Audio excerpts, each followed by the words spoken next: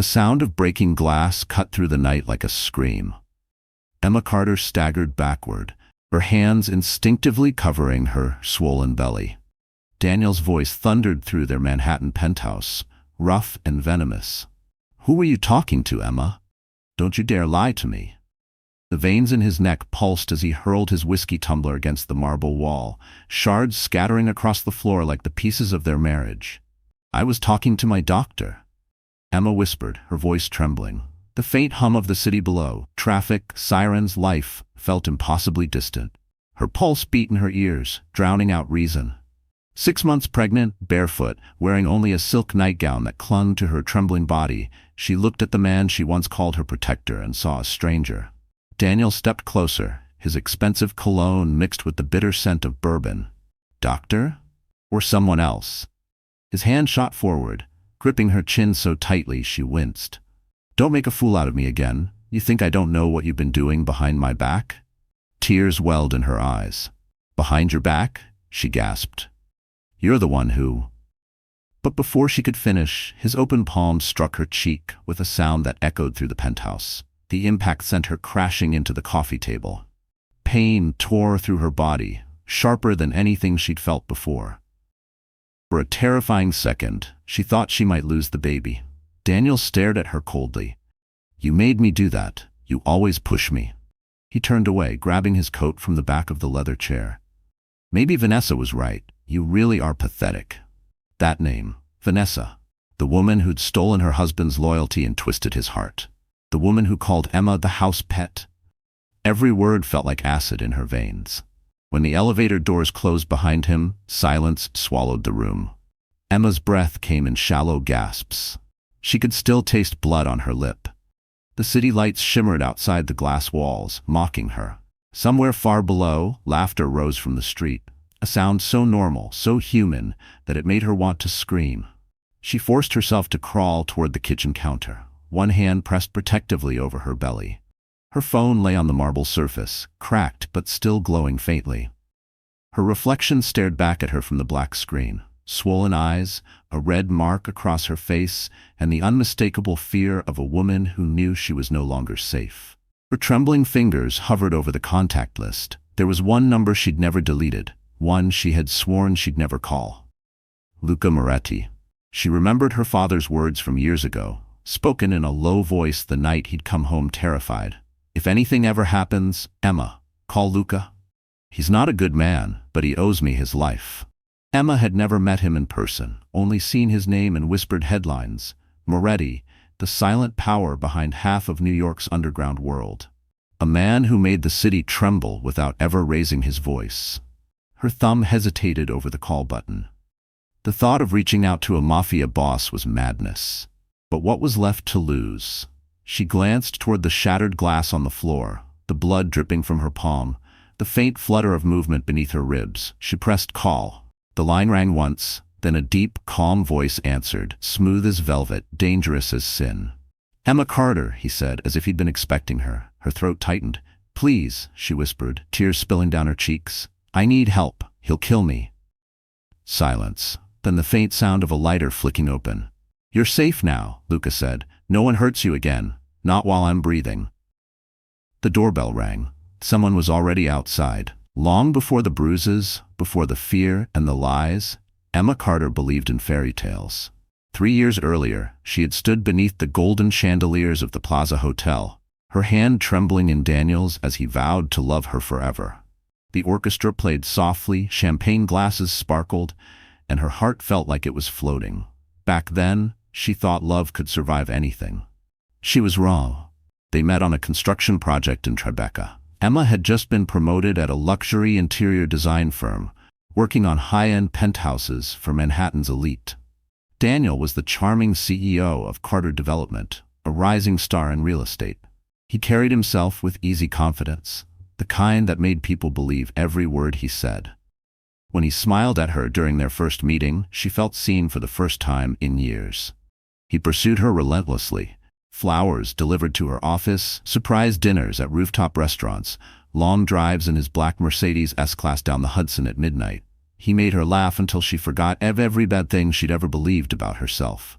He told her she was his peace, his home.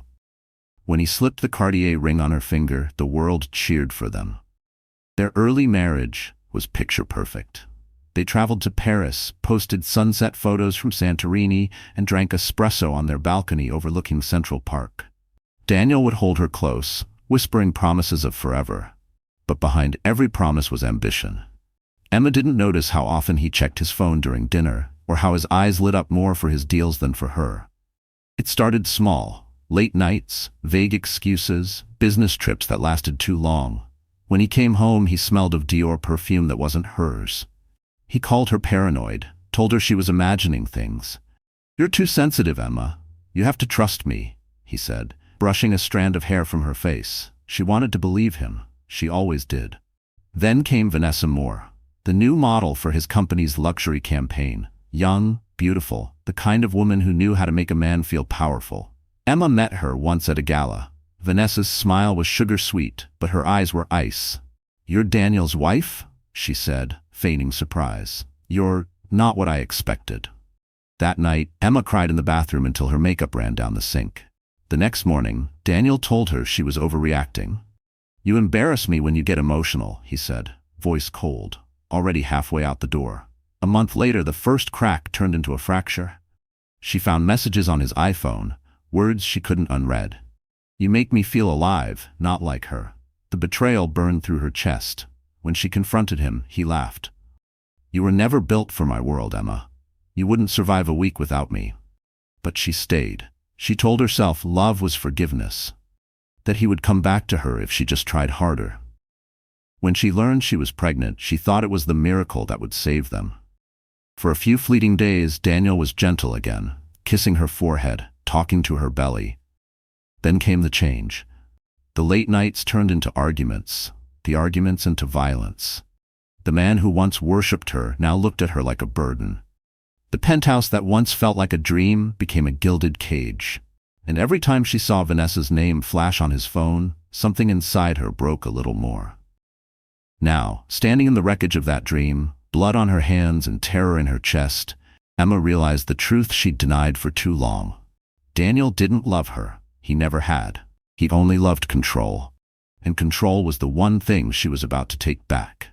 Vanessa Moore was the kind of woman who could silence a room just by walking in. She knew it too. At 25, she had mastered the art of attention. Every glance, every toss of her golden hair was calculated. To the world, she was the face of Carter Development's luxury campaign, the muse of modern architecture and Manhattan glamour. But behind the magazine covers and champagne smiles was something colder. She wasn't after Daniel Carter's heart. She was after his empire. The affair began the way most dangerous things do, quietly. A late meeting in Daniel's glass-walled office overlooking the city. A spilled cup of coffee, a hand brushing another. She laughed, he lingered, and one careless moment turned into obsession. By the time the company's annual gala arrived at the Ritz-Carlton, whispers had already started. Daniel ignored them. He wore Vanessa on his arm like a trophy, while Emma, 6 months pregnant, stayed home, waiting for a husband who would never come back. Vanessa's friends called her ambitious. Her enemies called her poison. She didn't care either way. Born in Miami to a cocktail waitress and a father she never knew, she learned early that beauty was a weapon and power the only form of love that lasted. Daniel was her ticket to the world she'd always been denied. The tailored suits, the penthouse parties, the diamond watches, she craved them all. But Daniel's affection came with cruelty. He liked control, the same way he liked whiskey. Burning, absolute. Some nights, even Vanessa flinched at his temper, but she stayed. He promised her the world once Emma was handled. What she didn't expect was that the wife he called weak would become her greatest threat. One afternoon, Vanessa scrolled through social media, pausing on a photo Emma had posted weeks earlier. A sonogram image, captioned, "Our Little Miracle." The sight made her jaw tighten. "Miracle?" she scoffed, tossing her iPhone onto the marble counter of Daniel's penthouse kitchen. "More like a chain." Daniel walked in, fresh from a meeting, tie loosened, still buzzing from adrenaline. "You're jealous," he said with a smirk, pouring himself a drink. She turned to him, her voice honey and venom all at once. "Jealous? Of a woman you don't even want? She's nothing. She's soft, weak, She hides behind that baby like it makes her special. Daniel swirled his glass, eyes dark. Don't talk about her. Vanessa laughed softly. Oh, please. You talk about her every time you get drunk. You hate her, but you can't let her go. That's not love, Daniel. That's guilt. He slammed the glass down, the sound sharp enough to make her jump. I said don't talk about her. For a long moment, the only sound was the hum of the city below. Then he exhaled, loosening his collar, muttering, She's the mother of my child. I just need her to disappear quietly. Once that's done, it's all ours. Vanessa stepped closer, tracing a finger along his jaw. Then make her disappear. That night, Daniel called his private investigator. The instructions were simple. Find out where Emma went during the day, who she spoke to, what she hid. He wanted control back. He wanted silence. Meanwhile, across town, Emma sat in a small cafe on Lexington Avenue, clutching a cup of lukewarm tea. She didn't know that Daniel's men were already watching her from across the street. She only knew that she couldn't breathe inside that penthouse anymore. The rain started falling, soft at first, then harder, tapping against the window like a warning. She reached for her phone, scrolling past contacts she no longer trusted. Her thumb stopped over one name, Luca Moretti. And for the first time, she wondered if her salvation might come from the devil himself. The slap that changed everything didn't come from rage. It came from calculation. Daniel Carter never lost control in public. He was too careful, too strategic, but behind closed doors, the charming real estate mogul became something else. That night, the penthouse glowed with golden light from the Manhattan skyline, the city stretching endlessly beneath them. Emma stood by the dining table, her hand resting on her belly, a dinner she'd spent hours preparing now growing cold. Daniel arrived late, the scent of expensive cologne and champagne trailing behind him. His tie was loose, his smile rehearsed. You cooked, he said flatly, tossing his keys onto the marble counter. His iPhone buzzed, and he glanced at the screen too quickly. Emma caught a flash of a name, Vanessa. Her heart sank. You said you were in meetings, she said softly. He didn't even look at her. I was. With her? The words slipped out before she could stop them. Daniel's jaw tightened. Watch your tone. I'm your wife, Daniel. I have the right to ask where you've been. You've been gone 3 nights this week. He walked toward her, slow, deliberate, like a predator cornering its prey. You think you're entitled to interrogate me? You think because you're carrying my child, you can talk to me like that? She stepped back, trembling. I'm not interrogating you. I need to know what's happening to us. He chuckled, a sound that didn't reach his eyes. What's happening to us? You're boring, Emma. You sit here, knitting baby clothes, waiting for me like some suburban housewife. You used to be exciting. What happened to that woman? Tears burned behind her eyes. You happened, she whispered. The air cracked. His hand came down hard across her face. The sound echoed against the glass walls. For a moment, everything went silent. No traffic noise, no heartbeat, just the ringing in her ears. She stumbled, knocking over a glass of red wine. It splashed across the white tablecloth like blood. Daniel stared at his own hand, then back at her. See what you make me do? His voice dropped, low and cold. You push and push until I snap. You're lucky I still care enough to come home at all. Emma touched her cheek, feeling the sting, the warmth of shame. You don't care, she said, her voice shaking. You just don't want anyone else to have me. He sneered. No one else would want you. He turned away, grabbing a decanter from the bar. She stood frozen, watching him pour himself another drink, his reflection fractured in the mirror behind the counter. The man she had loved was gone, replaced by something hollow, cruel, and untouchable. When he finally left for the bedroom, she sank to the floor beside the spilled wine.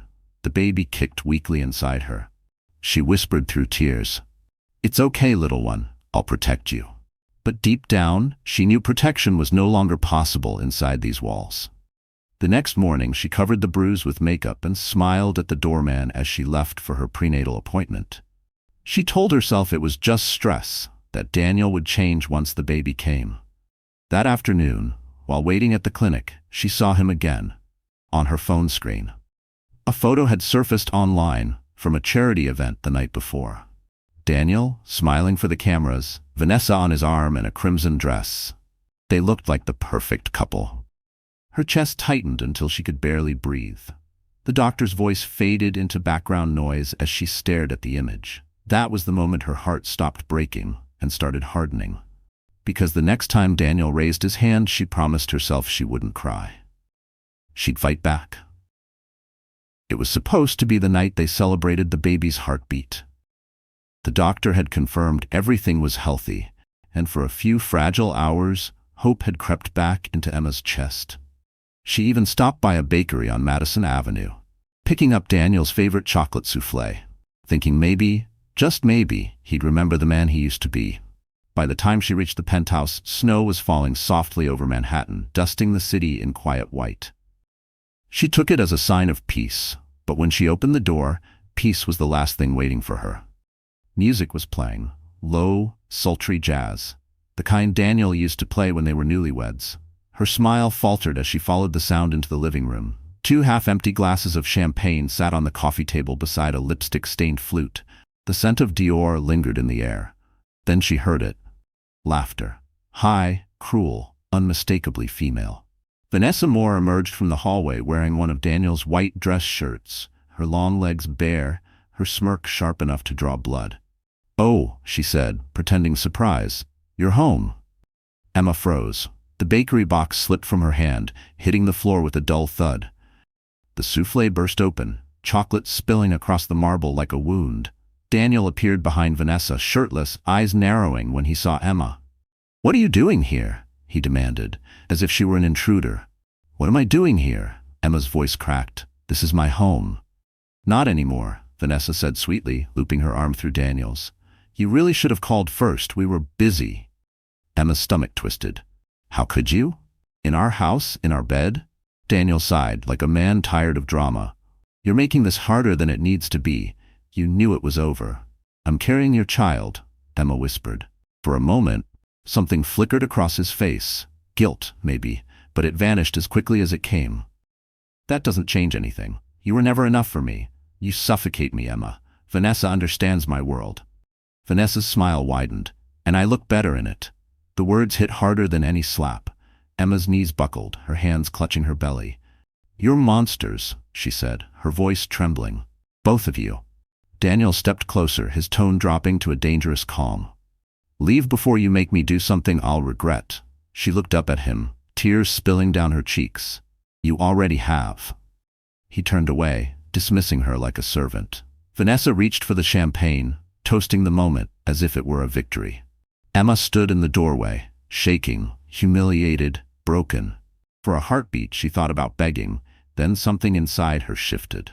The woman who had once begged for love was gone.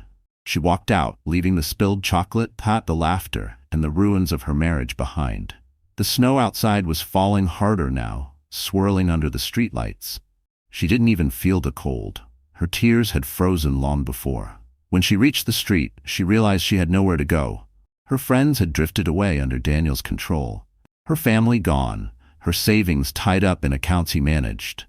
For the first time in her life, she was completely alone.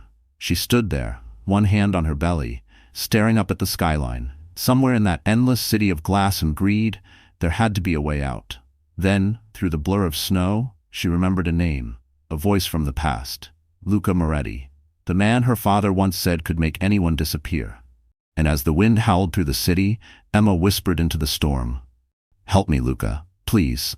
The city didn't sleep that night. The snow kept falling over Manhattan, blanketing the streets in silence. But inside Emma Carter's heart there was only chaos. She wandered aimlessly for hours, her boots soaked, the hem of her coat heavy with slush. Streetlights cast long shadows as taxis hissed past, leaving streaks of light behind.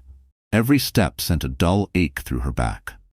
Her baby kicked weakly, as if reminding her he was still there, still fighting. She stopped at a 24-hour diner near Lexington Avenue, its neon sign flickering like a dying star. Inside, the air smelled of burnt coffee and desperation. She slid into a booth, her hands trembling as she wrapped them around a steaming mug. The waitress gave her a sympathetic look, but didn't ask questions. Emma stared at her reflection in the window, her face pale, eyes hollow, hair damp from melting snow. She barely recognized the woman looking back. Her phone lay on the table. One cracked screen. One lifeline. She scrolled through her contacts until she reached the name she'd never dared to press. Luca Moretti.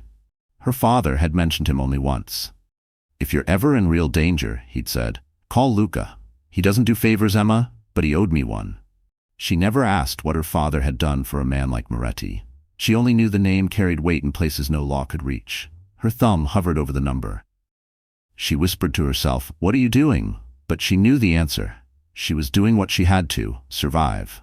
She pressed call. The line rang once, then twice before a voice answered. Smooth, calm, with the faintest trace of an Italian accent. "Who is this?" Her breath caught. "My name is Emma Carter. You don't know me, but you knew my father, David Halden." A pause, then a slow exhale. "I haven't heard that name in 20 years. He said you owed him." Her voice broke. "I need help. My husband. He's going to kill me." Silence. For a long moment, she thought he'd hung up. Then the voice returned, quieter now. "Where are you?" She glanced around the diner, the flickering sign, the empty street beyond. Lexington and 83rd, the diner across from the pharmacy. "Stay there," he said. "Don't talk to anyone. I'll send someone." The line clicked dead. Emma's pulse pounded. Doubt rushed in to replace relief. What if she'd made a mistake? What if Luca Moretti wasn't her savior, but another devil wearing a different suit? 10 minutes later, the diner door opened. A man in a black wool coat stepped inside, brushing snow from his shoulders. He scanned the room, then his eyes found hers. "Mrs. Carter?" he asked softly. She nodded. "Mr. Moretti sent me." He slid a small envelope across the table. Inside was a key and a card with an address. "There's a car waiting outside. You'll be safe." Emma hesitated. "Safe where?" "Brooklyn. You'll understand soon." She followed him outside. A sleek black Mercedes waited at the curb, engine purring. As the city lights blurred past the window, she felt her fear mix with something new, resolve. They crossed the bridge, the skyline fading behind them. Snowflakes swirled against the windshield like falling ash. Finally, the car turned down a narrow street lined with old brownstones.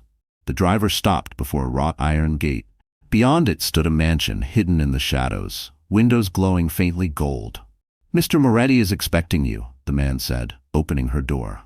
Emma stepped out, heart pounding, her breath misting in the cold air. The gates creaked open, and for the first time that night, she felt she had stepped out of hell and into another kind of darkness. The iron gates closed behind the Mercedes with a low groan, sealing Emma inside a world that felt both ancient and dangerous. The mansion before her rose from the snow like a sleeping beast, 3 stories of dark stone, ivy crawling up its walls, the glow of warm light leaking from tall windows. Somewhere deep inside, she knew she was standing on the edge of something she couldn't turn back from.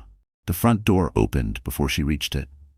A man in a tailored black suit stood waiting, his expression unreadable. He was tall, broad-shouldered, with eyes the color of winter steel. No introduction was necessary.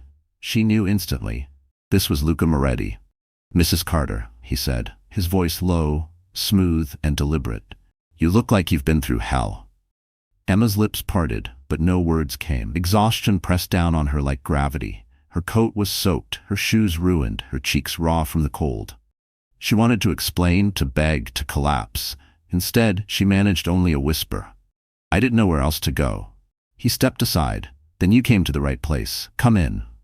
The foyer was unlike anything she'd imagined. It was old-world elegance, marble floors, carved wood panels, the faint scent of cedar and smoke. A grand staircase spiraled upward, and somewhere in the distance, a fire crackled. It was warm here, but not comforting. Every corner carried the echo of power. Luca motioned to a woman who appeared from the hallway, her hair tied neatly in a bun. "This is Sophia. She'll take care of you." Sophia offered a small nod. "Follow me, Signora."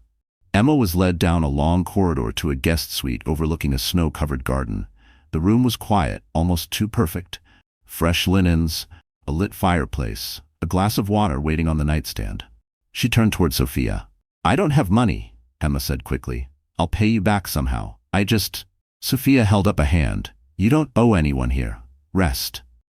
When the door closed, Emma sat on the edge of the bed, staring into the flames.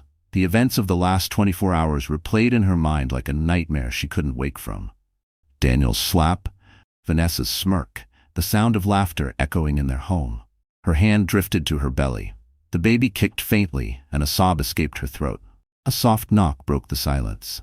Luca entered, a glass of whiskey in one hand. "You should sleep," he said, setting the glass on the table. She shook her head. "I can't." He studied her for a moment, then sat across from her. "Your father was a good man," he said quietly. "He once saved my brother's life. That's why you're here. Not because you called, but because I owe him." Emma swallowed hard. "He told me you were dangerous." A hint of a smile tugged at Luca's mouth. He wasn't wrong. Silence hung between them, heavy but not threatening. She met his gaze for the first time. There was something strange in it, not softness exactly, but understanding. "I'm not asking for revenge," she said finally. "I just need to disappear. My husband, he won't stop until he finds me." Luca leaned back, his expression thoughtful. "Then he'll have to go through me." Her breath caught. "You'd protect me? You don't even know me." He stood, slipping his hands into his pockets. "I don't need to know you to recognize a woman who's been wronged." She looked down, her eyes burning. "What will you do?" He paused at the door, glancing back at her. "Whatever I must." And when the lock clicked behind him, Emma realized she hadn't escaped danger. She had simply traded one kind for another. Morning came slow and gray, filtering through the heavy curtains of the guest room. For the first time in months, Emma Carter woke without fear of footsteps or shouting. The only sound was the steady crackle of the fireplace and the faint hum of wind outside the mansion walls. She blinked, half expecting to find herself back in the penthouse, but the smell of cedar and old leather reminded her she wasn't in Daniel's world anymore. She was in Luca Moretti's. A tray had been left beside the bed, toast, fruit, a steaming cup of coffee. Next to it sat a folded note in elegant handwriting. "Eat something. You're safe here." LM. The words felt strange. Safe. She hadn't heard that word in a long time. Emma ate slowly, her mind a storm of questions. What kind of man was Luca, really? The newspapers painted him as a ghost, half myth, half menace. Whispers said he controlled half the docks in Brooklyn, that he could make men vanish with a single phone call. Yet the man she'd met last night had been calm, measured, almost gentle. When she finished eating, Sophia entered carrying fresh towels. "Mr. Moretti said you may walk around the house, but not outside the gates," she said, her tone kind but firm. Emma nodded. "Thank you, Sophia." She wandered through the mansion's hallways, each lined with oil paintings and shelves filled with books in Italian. It didn't feel like the home of a criminal. It felt like the home of someone who had built walls not just of stone, but of silence. She found Luca in a sunlit conservatory, standing beside a table of blooming orchids. He looked out of place among the flowers, dressed in a crisp black shirt, sleeves rolled up, eyes distant. "You're awake," he said without turning. "Yes. Thank you. For everything." He finally faced her, his gaze sharp but not unkind. "You don't need to thank me. Your father earned this long ago." Emma hesitated. "What exactly did he do for you?" Luca smiled faintly. "He stopped a bullet meant for my brother. Died 2 years later from the infection it caused." "He never told you?" She shook her head, stunned. "He just said he'd once helped a man he shouldn't have." Luca's expression softened. "He was a brave man. You have his eyes." They stood in silence for a moment before Emma spoke again. "I'm not sure what to do now. Daniel won't stop looking for me. He'll come after the baby too." Luca leaned against the table, crossing his arms. "He won't find you, not here. My people are watching. But you should understand, Mrs. Carter, when men like your husband lose control, they get desperate, and desperate men make stupid moves." Emma's hands trembled. "So what happens if he does find me?" Luca's voice was steady, almost cold. "Then he becomes my problem." The certainty in his tone sent a chill down her spine. She didn't know if it was comfort or fear she felt more. He turned to leave, then paused. "You should rest while you can. Once Daniel realizes you vanished, he'll start making noise. I'll make sure it never reaches you." "Why are you helping me?" she asked suddenly. He looked at her for a long moment before answering. "Because I've seen men like him. They think they own everything they touch. It's time someone reminds him he doesn't." When he left, the room felt emptier, but safer somehow. Emma sat among the orchids, touching one delicate petal between her fingers. The light caught her wedding ring. It felt heavier than ever. She pulled it off and placed it on the table beside her. Outside, hidden cameras blinked red in the snow, and across Manhattan, Daniel Carter had just discovered his wife was gone. By the time Daniel Carter realized Emma was gone, it was already too late. The penthouse was silent when he returned that morning, his tie loosened, his temper sharp. At first, he thought she was sulking, another one of her emotional episodes. But when he called her name and only the echo of his own voice answered, something inside him twisted. The closet was half empty. Her phone charger gone. The drawer where she kept her passport, empty. He clenched his jaw. "You think you can just walk away from me?" he muttered. The veins in his hands stood out as he grabbed his phone. Within minutes, he was barking orders to his private investigator, Miles Cade. "Find her," Daniel said. "I don't care what it costs. She's pregnant, so she can't have gone far. Check bus stations, airports, hospitals, anyone she's called." Miles hesitated. "Sir, maybe she just needs time." "Time?" Daniel snapped. "She's carrying my child. That's my blood. No one takes what's mine." Across town, in the quiet of the Moretti mansion, Emma sat by the window, watching the snow melt on the iron fence. She didn't know that Daniel's men were already spreading through Manhattan like wolves, showing her photo to cab drivers, hotel clerks, even hospital staff. The world that once seemed so vast was suddenly shrinking. Luca entered the room, a tablet in his hand. "Your husband has started asking questions," he said, setting it on the table. "He's offering 50,000 for information." Emma's stomach turned. 50,000? "He's desperate," Luca said. "Desperate men pay too much and trust too easily. That's how they fall." She looked up at him, fear and guilt fighting inside her. "You shouldn't have to deal with this because of me." Luca studied her for a moment. "I deal with worse every day. But if he comes near you, he won't leave breathing." Emma shivered. "You talk about killing like it's nothing." His eyes met hers, dark and steady. "It's not nothing, but sometimes it's necessary." That night, Daniel sat in his office overlooking the city, a half-empty bottle of whiskey beside him. Vanessa perched on his desk, crossing her long legs, her red nails tracing the rim of his glass. "You're scaring me," she said softly. "She's just a pregnant woman. Let her go." Daniel laughed bitterly. "You don't get it. She knows things, bank transfers, contracts, deals I can't afford to have seen. If she talks, everything I've built could crumble." Vanessa's expression flickered, curiosity mingling with unease. "You mean illegal things?" He shot her a look that made her regret asking. "Don't worry your pretty head, sweetheart. Just remember who pays for your apartment." Vanessa smiled tightly. "Of course." But when Daniel turned away, her face hardened. She had seen enough powerful men fall to know when a storm was coming, and Daniel was walking straight into one. Back in Brooklyn, Luca's men patrolled the property in pairs. The mansion was quiet except for the distant hum of the city. Emma couldn't sleep. She wandered downstairs and found Luca sitting alone in the library, a single lamp casting amber light across rows of books. "You're awake," he said without looking up. "I can't stop thinking," she murmured. "He's going to find me. He always finds me." Luca's gaze lifted to hers. "Not this time." She sat across from him, the firelight dancing between them. "Why are you helping me, really? Is it just about the debt to my father?" He poured 2 glasses of water, sliding one toward her. "At first, yes.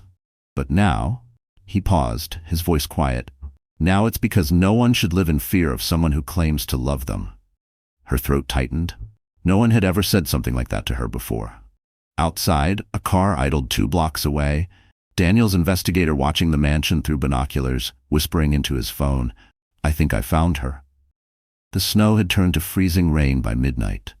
It tapped against the tall windows of Luca Moretti's mansion like impatient fingers. Inside, everything was still, too still. Emma couldn't sleep, the uneasy quiet pressing against her chest like a weight. Somewhere in her gut, she knew something was wrong. Downstairs, Luca was reviewing documents in his study when the security feed flickered. For a fraction of a second, the camera at the north gate glitched into static, then came back online. Empty street, no movement. But Luca knew better. In his world, silence was never empty. He picked up his phone. "Marco, perimeter check, now." Marco's voice crackled through the radio. "On it, boss."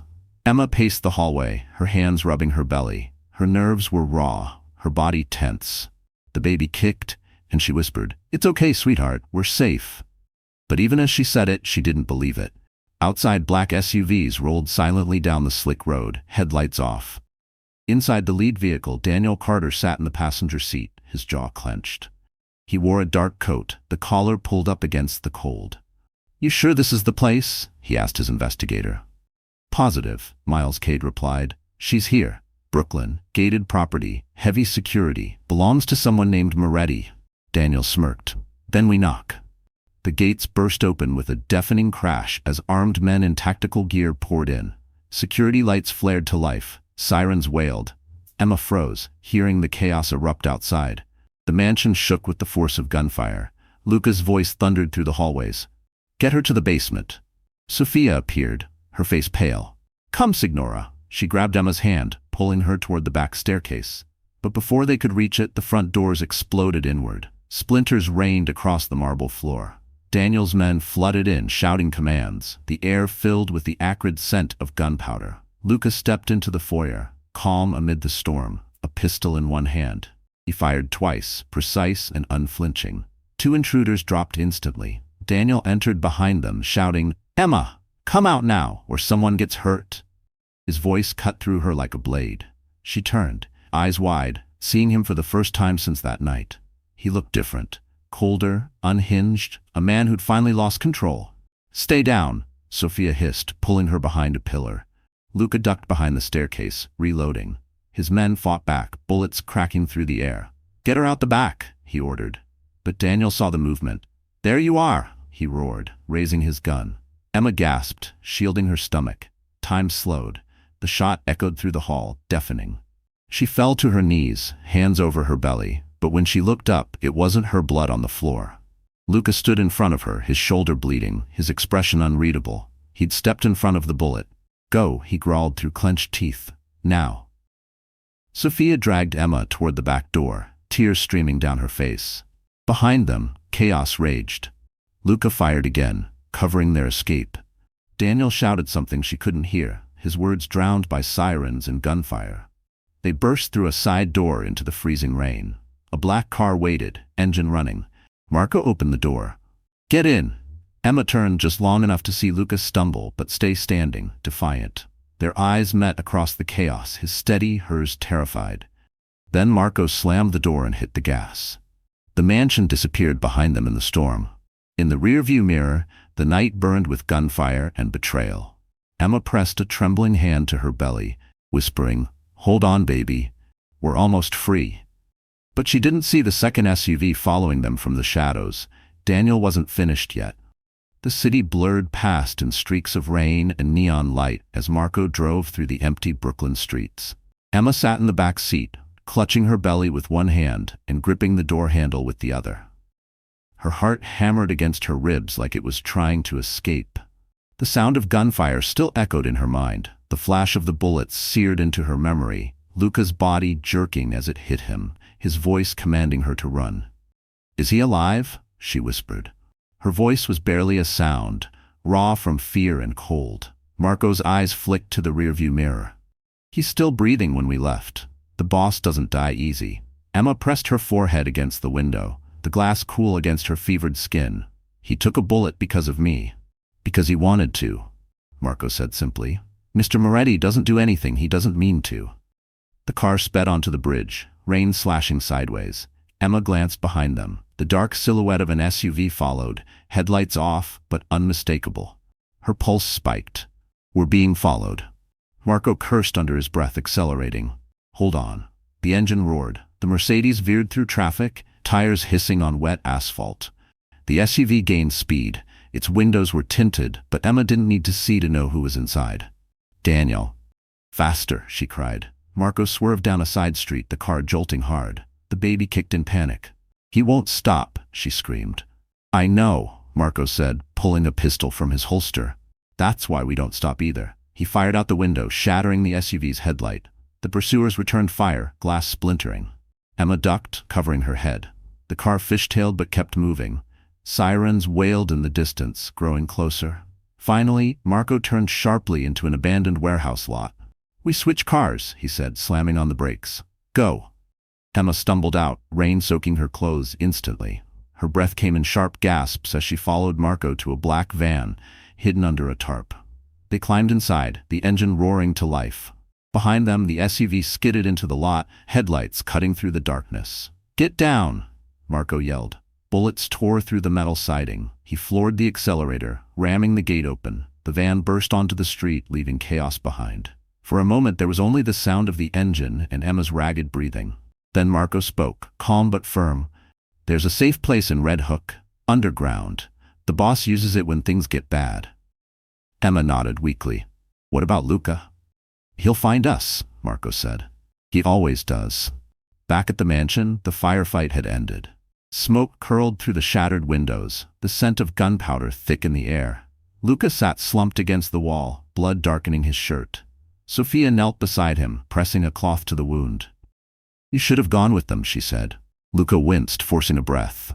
I had to make sure Daniel saw me bleed. It'll distract him. You can't protect her if you're dead. He met her eyes, voice low but steady. I'm not dead yet. Across town, Daniel's SUV screeched to a stop outside the ruined mansion. He stepped out into the rain, face twisted in fury. She thinks she can hide from me? He snarled. She's mine. That child is mine. Miles hesitated behind him. Sir, maybe we should. Daniel spun, grabbing him by the collar. Find her. I don't care how. I want her alive but scared. Do you understand? Miles nodded, trembling. Yes, sir. Daniel looked back at the burning mansion, his reflection flickering in the flames. You made a mistake, Emma, he whispered. You ran to the wrong man. And somewhere in the shadows of Red Hook, Emma felt the first contraction tear through her body. The baby was coming early.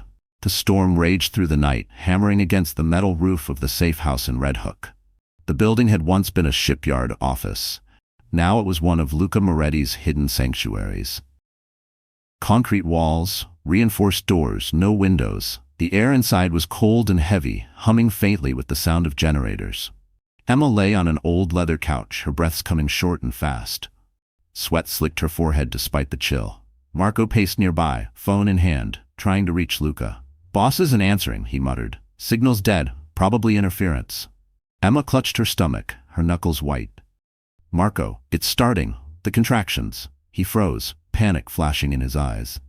Now? You're early. Too early.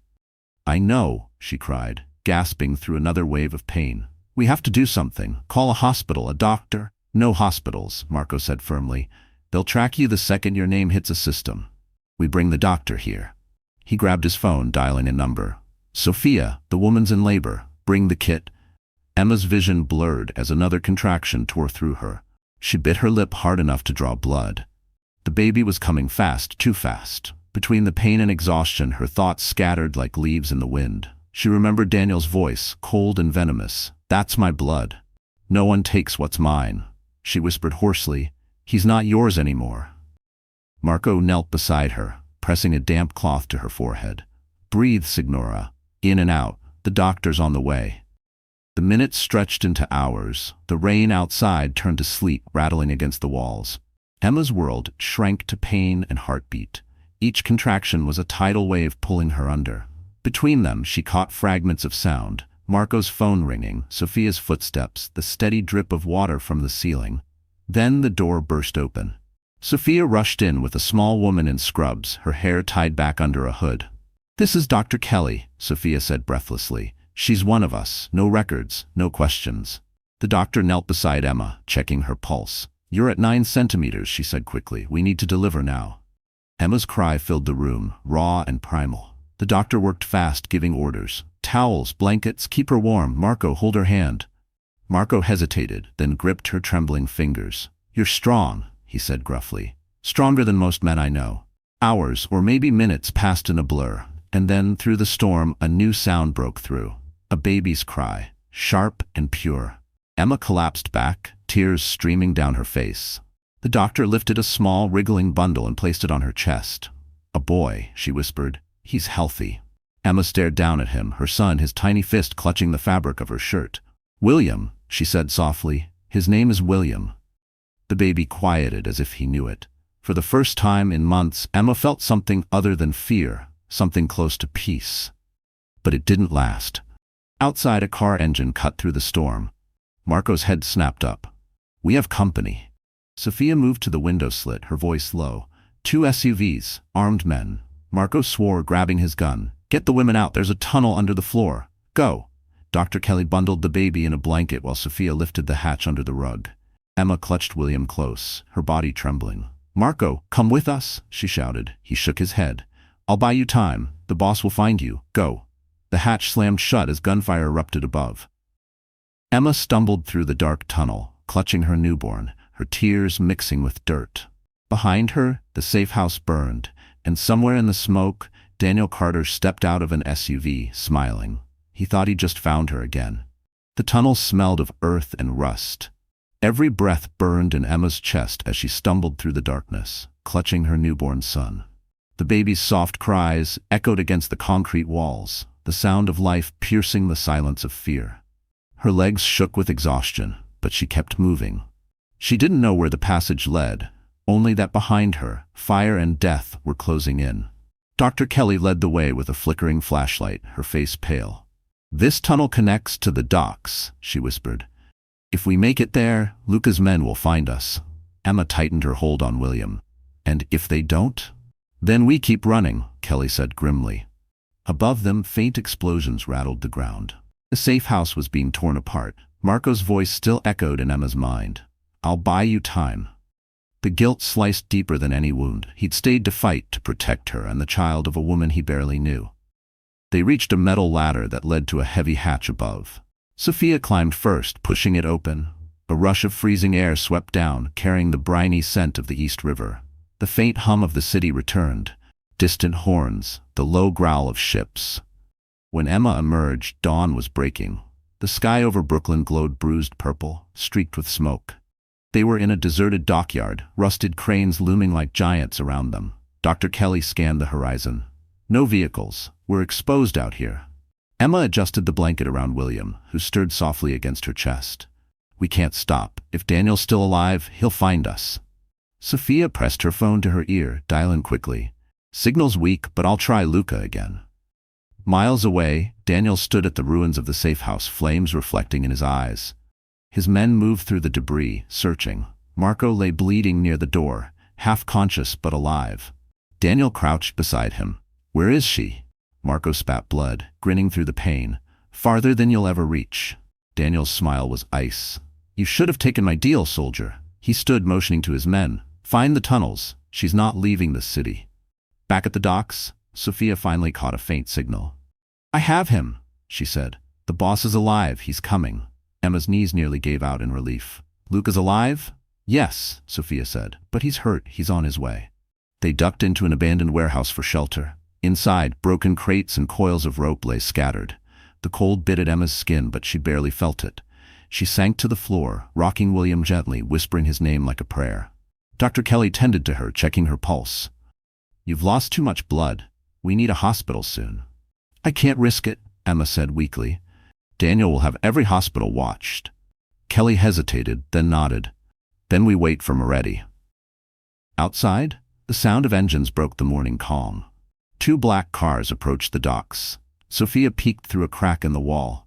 "It's not him," she whispered. "Daniel's men." Emma's blood ran cold.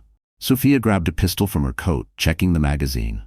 "Stay with the doctor. Protect the baby. I'll hold them off." "No," Emma said, standing on shaky legs. "I'm done hiding." She picked up a piece of metal pipe from the floor, her grip trembling but determined. "If he wants to find me, he can look me in the eye this time." Dr. Kelly stared at her, stunned. "Emma, you can't fight them." Emma met her gaze, something fierce burning behind her exhaustion. "I can't run forever either." The doors burst open. Floodlights swept across the room, cutting through the dust.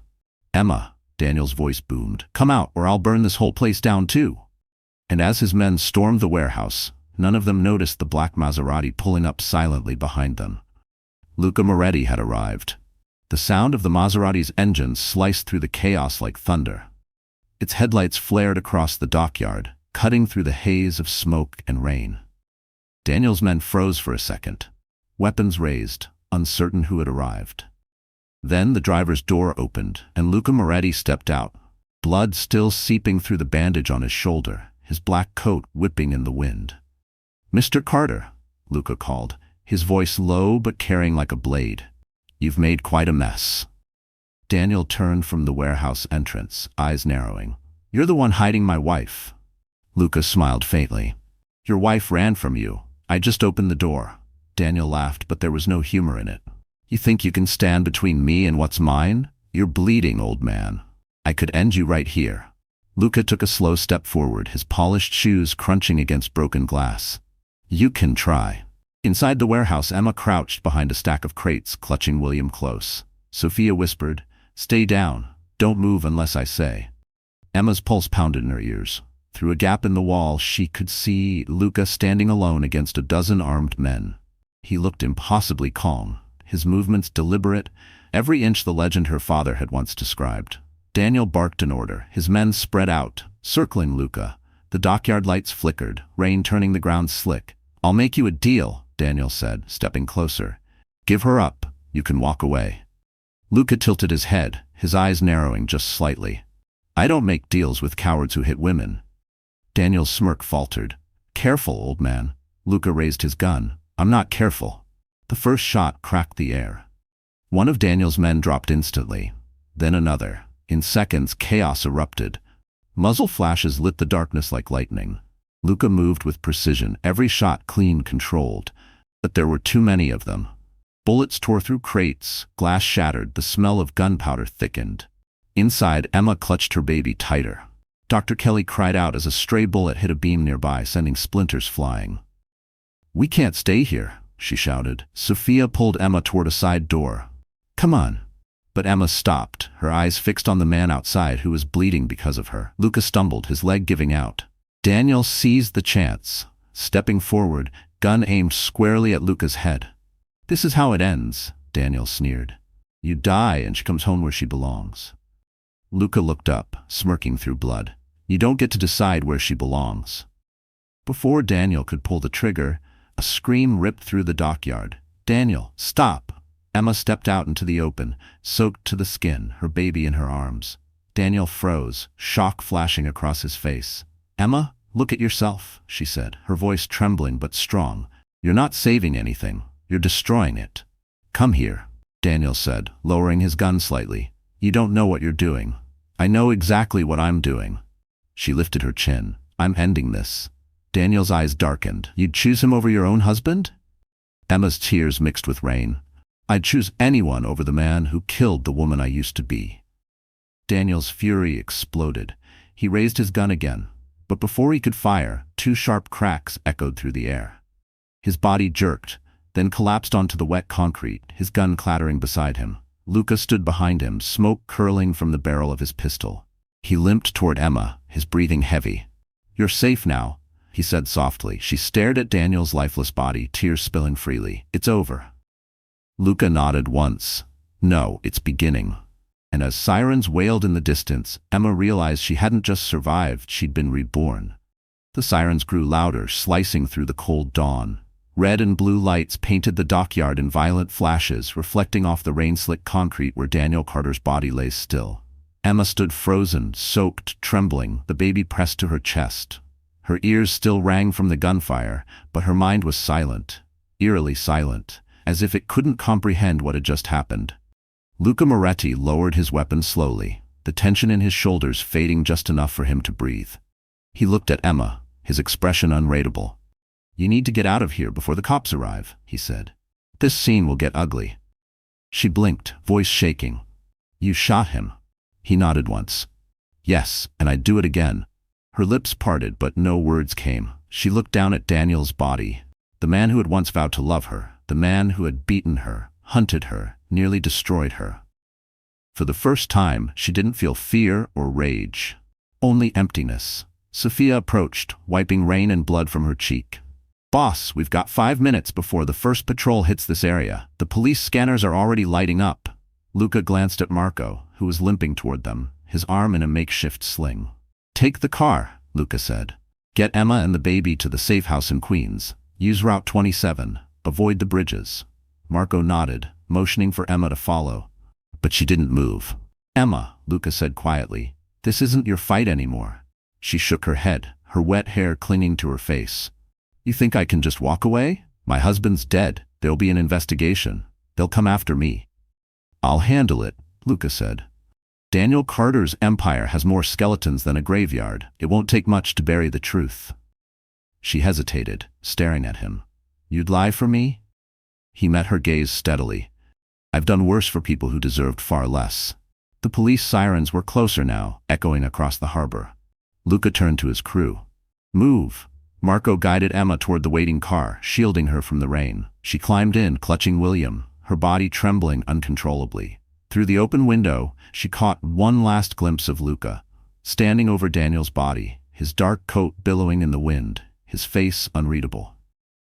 As the car sped away, Emma pressed her forehead to the glass. The city lights blurred together, each one a ghost of the life she'd lost. She whispered to her son, You're free now. We both are. But she knew freedom came with a price. Back at the docks, Luca stood silently as the flashing lights approached. Sophia tugged at his sleeve. Boss, we have to go. They'll pin this on you. Luca's mouth curved into a faint smirk. Let them try. When the police arrived, they found Daniel Carter's body, 2 guns, and enough chaos to fill 100 reports. But Luca and his people were gone. Ghosts in the rain. Hours later, Emma sat in the safe house, wrapped in a blanket, the baby asleep in her arms. The adrenaline had faded, leaving behind an ache she couldn't name. Dr. Kelly cleaned the cut on her cheek in silence. Finally, Emma whispered, Is it wrong that I don't feel sorry? Kelly paused. After everything he did? No, Emma. It's not wrong. It's survival. Emma looked down at her son, his tiny chest rising and falling. He deserves a life without fear. I'll make sure he gets it. There was a knock at the door. Marco opened it, revealing Luca, cleaned up, his wound freshly bandaged. He stepped inside, meeting Emma's eyes. It's done, he said simply. The police think it was an ambush gone wrong. You're clear. Tears filled her eyes. You saved us. Luca shook his head. You saved yourself, Emma. I just showed you the way. And as the sun broke over the city, she realized that the woman Daniel had tried to destroy no longer existed. Emma Carter had died, but something stronger had taken her place. The days after Daniel's death passed in a blur. News anchors filled the screens with headlines. Real estate mogul found dead in dockside shootout. Police cars and reporters swarmed lower Manhattan, hunting for explanations. The official story was clean and believable. An ambush by unknown criminals during a deal gone wrong. No mention of a pregnant wife, no mention of the Mafia, no trace of Emma Carter. From the window of the safe house in Queens, Emma watched the coverage in silence.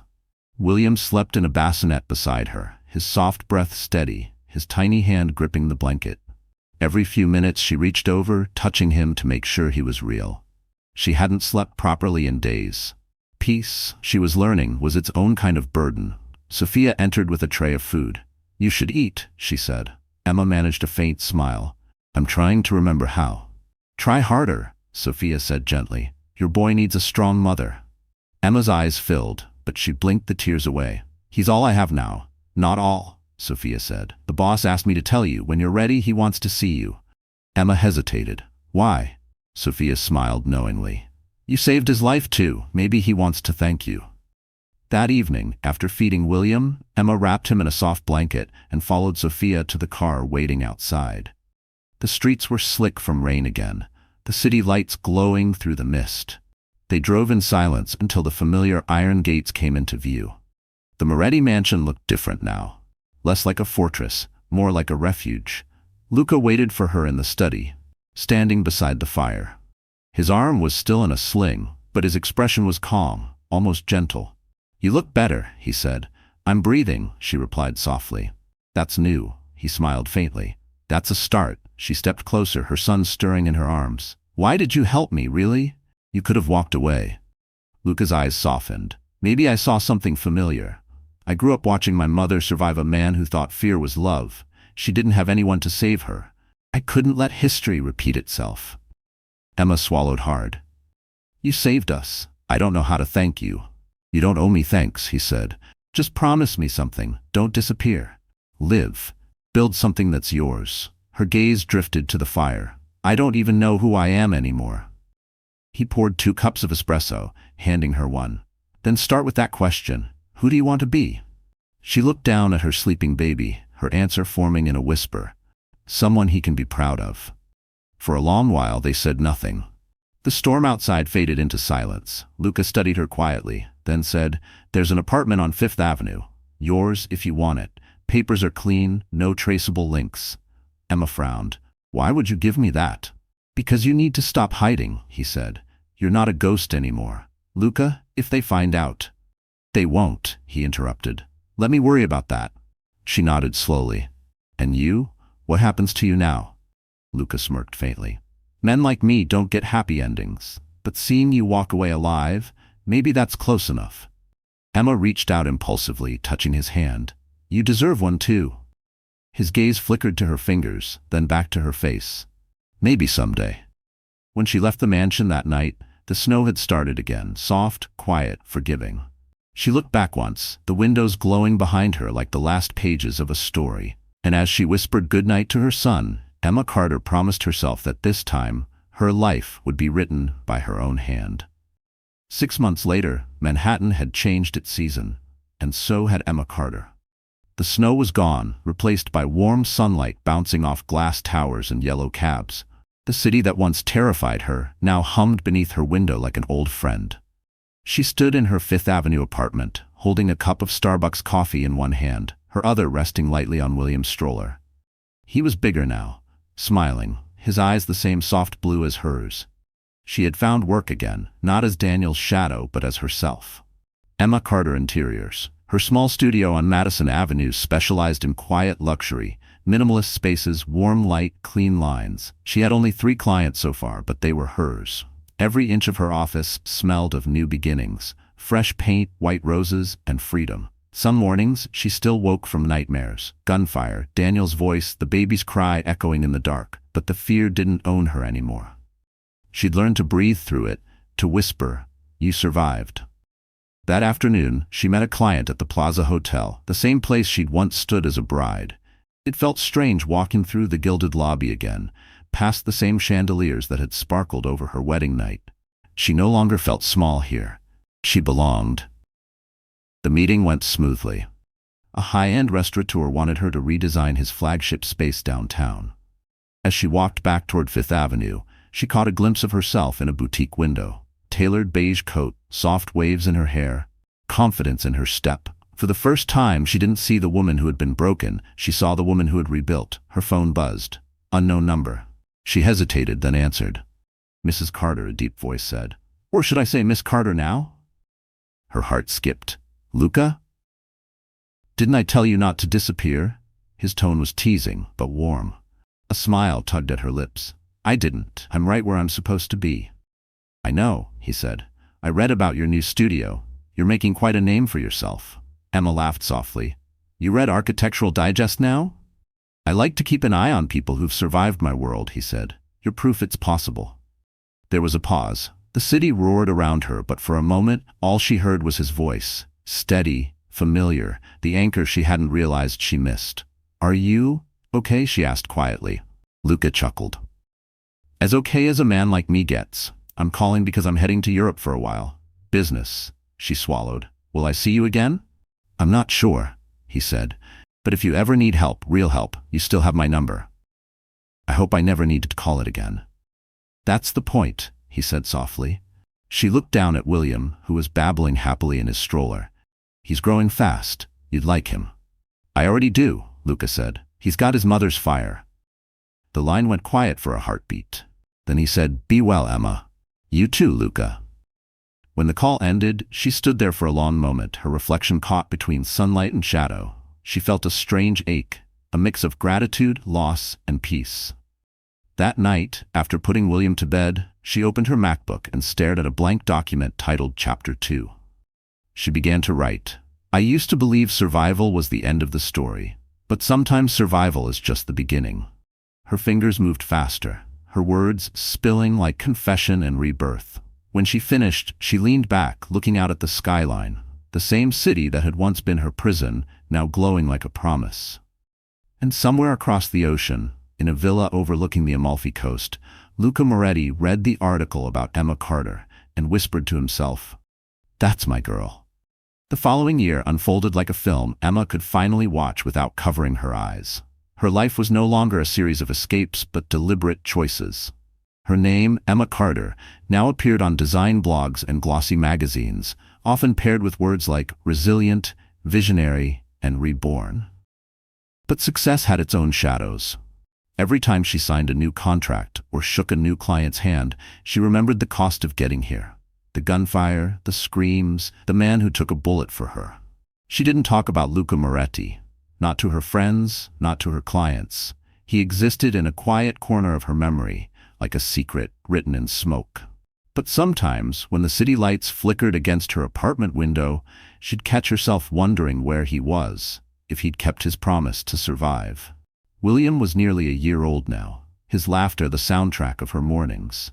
He had his father's eyes, but none of Daniel's cruelty. Sometimes when he smiled, she thought of Luca instead, the strength in his silence, the unexpected kindness in his gaze. One crisp October morning, Emma received a thick envelope with no return address. Inside was a simple card. Congratulations on your first year in business.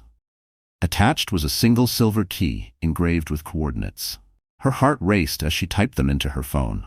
It pointed to a small town outside Naples, Italy. For days, she debated whether to go. Logic told her to throw the key away, to keep her new life clean, untouched by the past. But the other part of her, the one that still remembered the rain and the fire and the sound of his voice, couldn't ignore it. 2 weeks later, she found herself on a flight to Italy, William asleep beside her. The airplane hummed through the night, clouds drifting like ghosts below. She stared out the window, her reflection faint against the darkness, whispering, "What are you doing, Emma?" When she landed in Naples, a driver waited with a sign that simply read Carter. He took her through winding coastal roads until they reached a villa perched above the Amalfi Cliffs. The sea stretched endlessly beneath it, the air thick with salt and sunlight. The gates opened before she could ask. Standing on the terrace, dressed in white linen, was Luca. He looked older, maybe a little thinner, but alive. The sight of him rooted her to the ground. For a long moment, neither of them spoke. Then Luca smiled, the corners of his mouth softening. "You came." "I shouldn't have," she said, though her voice betrayed her. "But you did." He walked closer, stopping a few feet away. William stirred in her arms, and Luca's expression shifted, gentler. "He's grown," he said quietly. Emma nodded. "He's walking now. He says mama." Sometimes he tries to say Luca, but it comes out as Ka. A low laugh escaped him. "Smart kid." They sat outside overlooking the sea. The conversation was cautious at first, safe topics, business, travel, but underneath ran a current neither could name. Finally, Emma said, "Why send the key?" Luca looked out at the horizon. "Because freedom has a price. You paid yours. I wanted you to see what it bought." She frowned. "This place?" He turned to her. "Peace." She was quiet for a long moment. Then she said softly, "I didn't come here for peace. I came because I never got to say thank you." He studied her face. "You just did." As the sun dipped into the sea, painting the sky gold and crimson, Emma realized something had shifted again. Not backward, not forward, but deeper. And when Luca took her hand across the table, she didn't pull away. For the first time, freedom didn't feel lonely. It felt shared. The villa overlooking the Amalfi coast glowed in the dying light. The sea shimmered bronze, the waves whispering against the cliffs far below. Emma stood on the terrace, her hair lifted by the evening breeze, William asleep in a crib behind her. The air smelled of salt, orange blossoms, and something she hadn't felt in years, peace. Luca stood a few steps away, watching her like someone afraid to break the moment. His white shirt was open at the collar, sleeves rolled, revealing the faint scar on his shoulder where the bullet had passed through. He poured 2 glasses of wine and handed one to her. "Do you ever stop moving?" he asked softly. Emma smiled faintly. "If I stop, I think too much." "Thinking isn't the enemy," he said, leaning against the railing. "For people like us, silence is." They drank quietly, the golden light fading around them. She studied him, the calm confidence, the restraint, the gravity that seemed to follow him everywhere.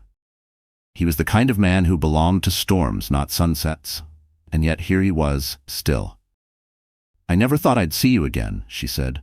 Luca gave a small shrug. "Neither did I, but you kept your promise." "What promise?" "To live." Her throat tightened. It wasn't easy. Nothing worth keeping ever is. For a long while they said nothing. The waves below crashed against the rocks, a rhythm older than memory. Emma turned toward him, the glow of the sunset reflected in her eyes. "What happened after I left?" He hesitated. Daniel's company collapsed. The government seized everything. His partners scattered. A few tried to come after me. He smiled faintly. They didn't succeed. And you? I rebuilt what mattered. The rest I let burn. She looked down at her glass. That sounds lonely, he laughed softly. You say that like you don't know loneliness. Emma met his gaze. I do. I've lived it, but not anymore. She turned toward the crib, where William slept peacefully. He changed everything. Luca followed her gaze. He's your redemption. And yours? She asked gently. He looked back at the horizon, the sun nearly gone. Maybe this, he said quietly. This silence, you hear. The fact that I can look at the water and not see ghosts anymore. Her heart twisted. You're not the man people think you are. And you're not the woman he tried to make you, he replied. They stood together as the last of the light slipped into the sea.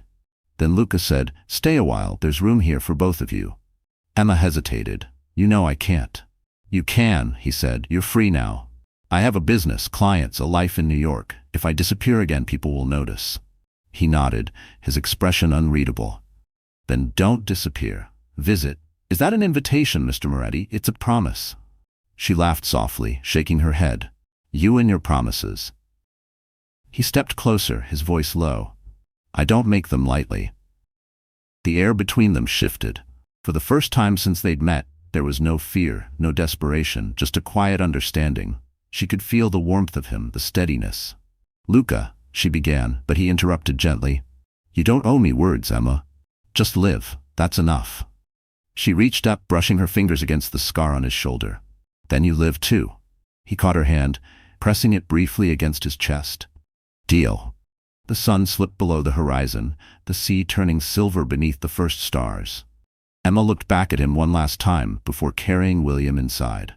And when the door closed behind her, Luca whispered into the night, You gave me something I didn't think I deserved. A reason to stop running. 2 years later, Manhattan rose beneath a golden morning sun. The city was alive again.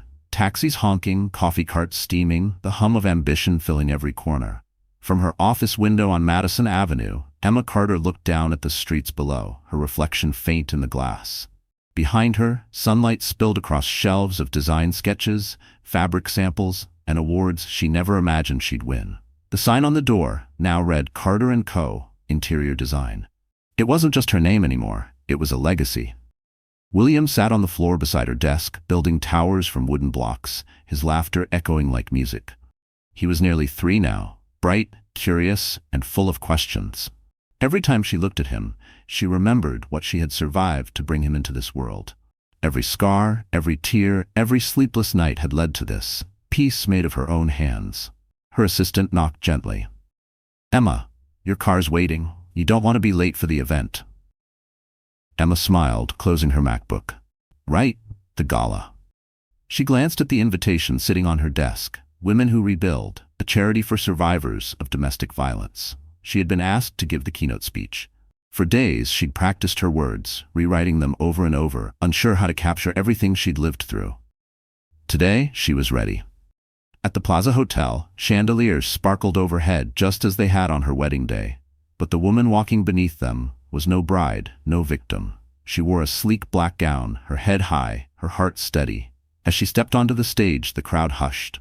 2 years ago, she began, her voice calm, I thought survival was enough. I believed if I could just escape the pain, I'd be free. But freedom isn't the absence of fear. It's the decision to keep living despite it. She looked toward the back of the room where journalists scribbled notes, cameras flashing. I was broken once. I was told I was weak, that I'd never make it without him. But today, I stand here as proof that no one, no matter how lost, stays powerless forever. Applause rippled through the ballroom. Emma paused, her throat tightening. To every woman who thinks she can't start again, you can. I promise you, you can. When she stepped off the stage, tears glistened in her eyes. William ran into her arms, his small voice saying, Mommy, you did it. She laughed through the tears. We did it, baby. Later that evening, as the gala ended, Emma stood on the terrace overlooking Central Park. The city glowed like a living heart. A man in a charcoal suit approached, quiet, deliberate. She turned, smiling before she even saw him. You came. Luca Moretti leaned against the railing, the faintest trace of amusement in his eyes. You make headlines now. hard to stay away. You look different, she said softly, peaceful. I learned from someone good at surviving. They stood in silence, the skyline flickering between them. Do you ever miss it, she asked. The chaos, the power? He shook his head. I traded it for something better. And what's that? Purpose, he said. Then, after a pause, maybe a little hope. Emma smiled, tears catching the light. You saved me once, but I think this time I saved myself. Luca nodded. That's what I wanted for you. He reached into his pocket, pulling out a small velvet box. Inside was a delicate silver necklace, a charm shaped like a compass. For when you forget where you're going. Emma clasped it around her neck, whispering, Thank you. As he turned to leave, she called after him. Luca, stay a while. He looked back, smiling. For you? Always. And under the golden lights of the city that once broke her, Emma Carter finally understood. Healing wasn't the end of her story. It was the beginning of everything she was meant to be. So, that's how the story ends. Or maybe how a new one begins. Hey, my wonderful friends. You're still here, right? If you're watching until this moment, it means something in Emma's journey touched your heart. Maybe it reminded you of your own strength. Or maybe it whispered that no matter how dark life gets, you can rise again. You see, life doesn't always break us. Sometimes it rebuilds us. Like the Stoic philosopher Marcus Aurelius once said, the obstacle is the way. Every pain, every loss, every betrayal, they're not endings. They're doorways to something greater. Emma's story teaches us that healing isn't about forgetting what hurt us. It's about reclaiming who we are after the storm. So if you're standing in your own storm right now, remember this. You are not broken. You're being reshaped. And one day, you'll look back and realize the fire didn't destroy you. It forged you. If this story moved you even a little, please leave a like, share it with someone who might need hope today, and subscribe to our channel. Because somewhere out there, another Emma is waiting to hear that it's never too late to begin again.